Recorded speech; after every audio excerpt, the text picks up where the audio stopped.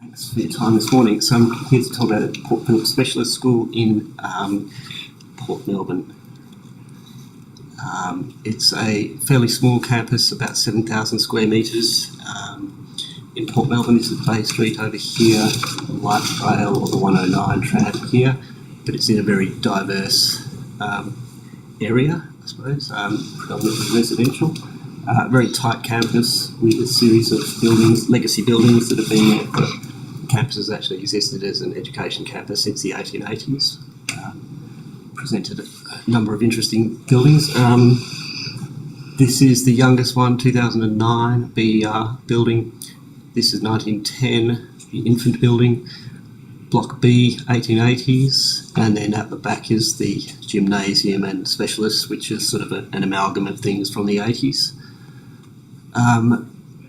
We did a master plan from VSBA sort of standard arrangements and assessed what the needs were for this school, which was a special needs school. So the cohort was for the highest need students, 140 students maximum. There's about 85 on the campus at the moment. And the BER and the Block B buildings are the two buildings we worked on. This just gives you a bit of an overview of the campus from the south. This is Block B and this is BER. There's sort of a series of bits we proposed as part of the master plan. This is the 1880s building on the City of Port Phillip's register, but not, it's obviously Minister's land, so there's scope to do whatever you want with it really, but it's a building that does have significance because it's always existed as an education building and it's developed. So originally it had long, narrow windows, and then it was sort of opened up in the 1920s, so it's sort of a building that has evolved with the education program. BER building, I can talk about a bit later. It was originally designed by a parent for the school who had a child there, but they could only build the ground floor, so there's this lift left through there. Pretty unique building, which I can show you in future. I guess part of the education program on the site was about how students move around the campus. Students with such special needs, it can take them hours to get from a few hundred metres. But then that becomes part of the education process, and we thought that we could work with the landscape and creating episodes within the building where the movement occurs. And we did the landscape work as well. It was a smaller proposition in the end, but sort of a symmetrical sensory garden in front of the Block B there. This wasn't completely built in the end, but we were sort of working with the symmetry, reinforcing this frontage, I guess. This is the BER building that we added to, just to kind of create a focus around that open space there. Because the open space was at a premium, and we also wanted to have all learning space generally on ground because there are lots of students with mobility needs and other special needs. So we worked through a lot of education precedents. I won't go into this too much, but I guess we looked at a series of types of how these special needs classrooms would work as learning hubs.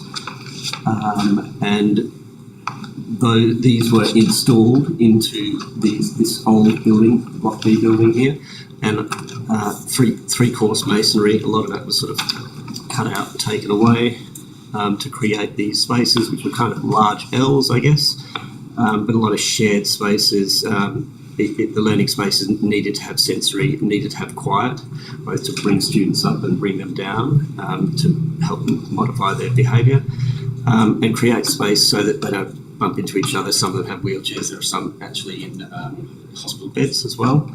And part of the learning process is being able to cook.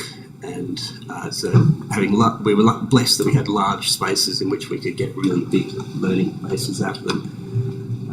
This describes, I guess, some of the connections. So it was supervision of students was really important because behaviour was just very difficult to manage. And colours, we engaged a lot of specialists, including sort of OTs, physiotherapists, and colour specialists. And so the colours were actually determined also to help not heighten the moods of students.